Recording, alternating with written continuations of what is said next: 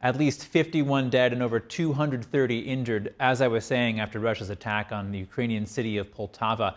That's according to Ukraine's Office for the Prosecutor General. Joining us now to discuss is former lead intelligence, surveillance, and reconnaissance coordinator for the U.S. Army in Europe, Kervin Aucoin. Kervin, it's great to have you. What do we know about this attack so far? Yeah, we know very little right now. We just know the death toll is above 50. It's going to continue to rise as workers get uh, into the rubble and pull people out of that rubble. It's devastating. We just heard from Major General Ryder that the Pentagon does not know exactly where the munitions came from. It was most likely a ballistic missile that had struck here. The reports that I was getting was that the air sirens were going off and people were heading into their bunkers when the munition did hit and explode, and that is what has caused so much of this damage. Over 200 people that are still injured, and there's more that there still need to be found. And now, Russia has struck Ukraine so many times since this war began. How does this attack compare to previous Russian attacks? Well, it's one of the largest that's happened since the invasion in February of 2022. They've had a few others that have caused more damage, that have taken some civilian life. But yes, this is one of the largest that Russia has carried out, and it's most likely a retaliation for what Ukraine is doing in Kursk and recent Ukrainian attacks with drones within Russian territory at this time. Are we expecting this to continue to escalate? I mean, it seemed like Ukraine took steps to mitigate Russia by stepping into Kursk, this incursion into Russia. And now Russia is countering that. Where does this end?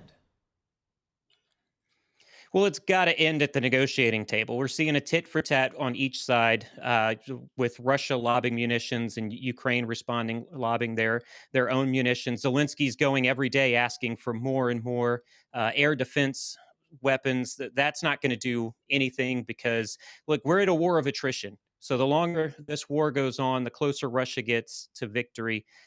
In my analysis and in my belief, I think people need to come to the negotiating table. The U.S. needs to be firm in getting both parties there to communicate and to negotiate in good faith. What we're seeing right now is neither one can or will negotiate in good faith because no one has the advantage here. Yeah, Russia's got more munitions and more people, but Ukraine's got those Western weapons and they are utilizing them effectively. So something has got to give here to get both parties to the negotiating table.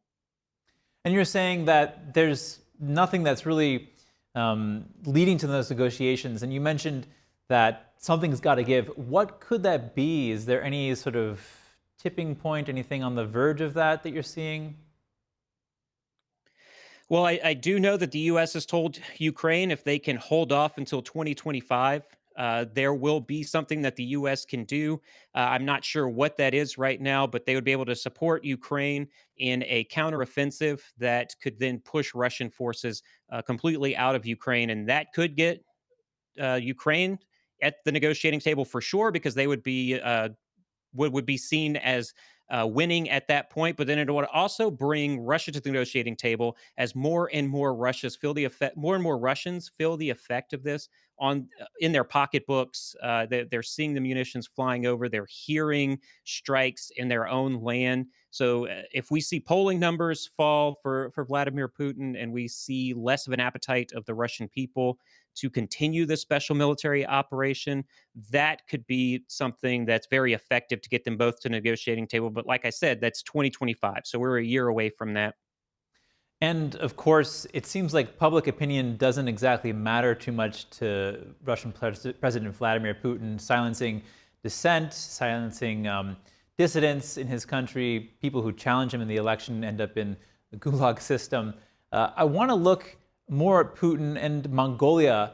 Putin was in Mongolia, and that country has received significant international criticism because they're a member of the International Criminal Court, so they're obligated to arrest Putin if he sets foot in their country. But they didn't, and now he's free to go. What does that mean for the ICC system and for Mongolia? We said it on our own podcast as soon as the arrest warrant for Putin went out from the ICC.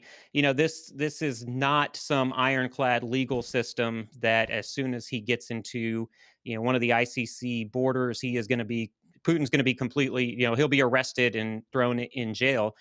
The first of all, the country has got to economically be ready to do that. And they've also got to have the appetite for it because those Russian allies in Belarus and even China and Iran and North Korea will come for those countries. Mongolia knows that, they see that, and I know they're getting a lot of backlash for not arresting Putin, but there was no chance that they were going to do that.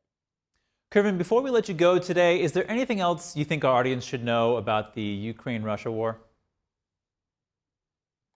Yeah, I just want to reiterate that this is a war of attrition. Putin said October in February of 2022, this is just this small special military operation. As we can see, it's a full-blown conflict within Ukraine. If anyone's asking why are we so worried about Ukraine and Russia, Russia is one of the top adversaries of Western Europe and the United States. A Russian victory will be detrimental to the economies of Western Europe, to the economy of the United States, and it's going to affect everybody there. Russia cannot win, and the West cannot allow Ukraine to lose their sovereignty. All right, Kervin Aucoin, former lead intelligence, surveillance, and reconnaissance coordinator for the U.S. Army. Thank you very much. Thank you.